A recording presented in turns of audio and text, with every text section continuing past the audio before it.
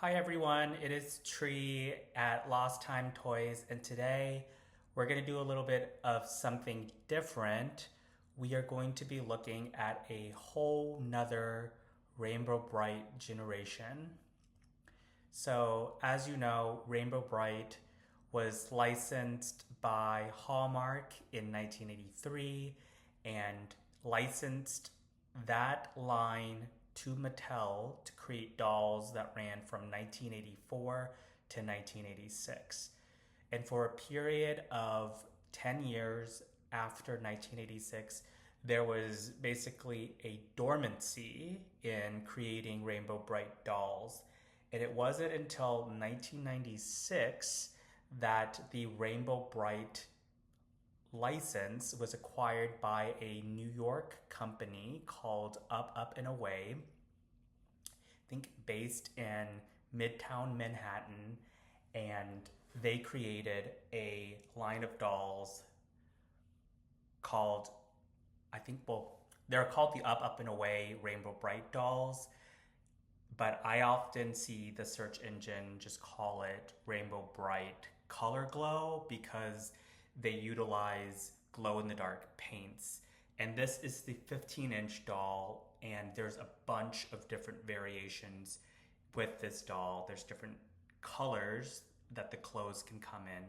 But for the purposes today, I have acquired one such doll, and it came with the box, but it has been used or well loved by its previous owner, and most of the items that come with the box are still here. So let's take a look at the way that this doll is supposed to look, and it is much different than the way that it actually looks. So here you'll see this is what the doll looks like. She looks completely different than the rendering and imagining of Rainbow Brite in the 1980s. And the first time I saw this doll, quite honestly, I was not a huge fan of this doll. I thought, although she was cute, she did not line up with expectations of what a Rainbow Brite doll looks like. But I appreciate that there is a lineage and a history for the evolution of Rainbow Brite through the years, and this is a capstone for the mid 1990s. So what can we say about that period of time? This came out in 1997, even though the licensing occurred in 1996. There was a obsession with really bright and vibrant colors. There was this fad of doing glow in the dark sort of items in toys. So that is why this doll in particular comes with 3 glow in the dark paints. It looks like it comes in this bright fluorescent pink, this highlighter yellow, and this lime green. And let me show you. So I don't have the paints with me, but it does come with like a yellow paintbrush. It's very scholastic and uneventful. And I don't think it came with this many paints. I think it comes with 3 paints. So I think these are the 3 that comes in the package. And the thing to note about the box is that there's no cellophane transparent window, so it's really absurd to display it in the box. And I'm surprised that as many box exists as there is, because when you open this, there's just a very quite ugly brown cardboard that the doll is attached to. And they also have 9-inch dolls with totally new characters. I think the only character that has come back is obviously Rainbow Brite, but there's Indigo as well. And hopefully, fingers crossed, I'm trying to acquire these 9-inch dolls. So we'll see how that goes. But this is the 15-inch variation. And again, there are different variations of the doll. For example, I know for sure that there's one that comes in a uh, bright green smock, and she has different colored shoes. And I can link, if you go to rainbowbrite.net, Katie has this amazing collectibles tab that if you click into this particular doll, she lists out the 4 or 5 different variations that it can come in.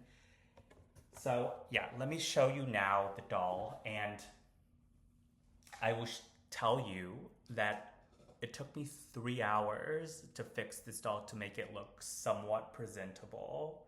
So one of the worst things about this doll, unfortunately, is that because her hair is so colorful, it becomes easily tangled and matted. So when I got this doll, it looks like it was barely even used, even though the paint was not in the box. She looked like she was in very, very good condition, but even when there are dolls, these the 15-inch up and away dolls, straight from the box, their hair is a rat's nest. It is interwoven, interlocked, tangled, bundled, matted. It's just not a very pretty aesthetic. So what I did was I took this doll and rigorously washed her hair with conditioner, with fabric softener, with Dawn dish soap to try to comb out the knots and untangle the hair. So what I did, let me show you. I basically tried to isolate different colors so that they don't get interwoven and they look kind of crazy. And I got rubber bands and banded the different segments of hair together as best as I could, just to maintain some sort of like orderliness. And then I took a steamer and I steamed the bangs down. I think there was like maybe some scissor work here. The previous owner might have like snipped off a portion of her hair. So I steamed it down, hairsprayed it in place, and I retied this bow at the top just so that it cinches in a little bit better. So it's a very, very unique looking doll, I will say that. And it is not going to be everyone's cup of tea. And technically you're supposed to like have the hair kind of lay flat down, but it does get tangled so easily that I did not even want to ever go back to the state that it was. So the rubber bands and the steaming and the straightening and the combing is to have a little bit of controlled chaos. But let me walk through the doll now for you. She has these shoes. I took them off, so hopefully they can get wedged back in a little bit better. She has these shoes that are green with purple stars, and these are painted on with a pink, almost magenta shooting star on the side and the back. These are like Mary Jane's or like tap shoes. And there's like pink stars all the way around and the same thing on the side of the buckled shoe. And then you can just remove them, and she's like all cloth. And I think the reason why they did this is so that when you apply the paint on the clothes and you want to see the glow in the dark effect, the thing is it's supposed to wash off. You're supposed to be able to like clean this doll and basically have a new palette again to work off of. She also has this pink dress. It looks like almost like a smock with the sticker that says RB running diagonally in purple with a yellow border, shadow border. And then the sleeves of the dress is this neon pinstripe fabric. It's like cloth. So that's actually really, really cute. And she has light pink stockings on.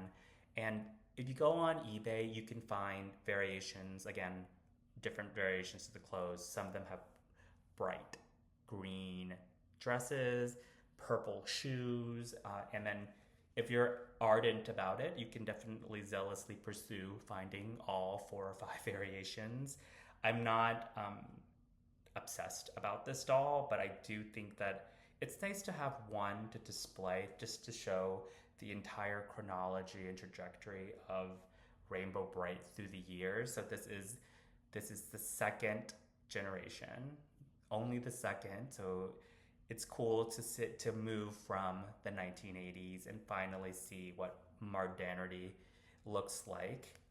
This is a modern Rainbow Brite doll, and I think she's more or less the same size as Baby Bright at 15 inches. And I will say that the colors of the nylon or whatever this acrylic yarn is, acrylic strand of hair, is very reminiscent of like Barbie. So it's very traditional in terms of the materiality. And the color selection is extremely bold. It has this almost like punk aesthetic. And I wish I could show you how it looks like when it's like without the rubber bands holding it. So it lays flat, but I really don't want to deal with the mess again. So this is what you're gonna get. You're gonna see the overall aesthetic of the doll, even through as manicured as of a look as possible. You see that the back is still hella crazy. But you know what? We love all of our babies, and this one is a very, very unique doll. So if you're interested in Up, Up, and Away, I am going to be evolving my collection to include the 1997. So I'm going to try my hardest to try to get my hands on 1, 2, maybe 3 of the 9-inch dolls. They come in blisters, not boxes. So they're like basically just cardboards with the plastic bubble around it. They're very, very hard to find because I think this was not a hugely successful line of toys, but I will try my best even if I have to try to procure them from other countries. So this is Up, Up, and Away 1997. What do you guys think? Do you love her? Do you hate her? I initially hated her, but I have grown to tolerate her, and I do appreciate the historic value of the 1997 Rainbow Brite doll. But let me know what you think in the comments, and hopefully there's gonna be some like new fans that will find this doll extremely endearing and worth collecting.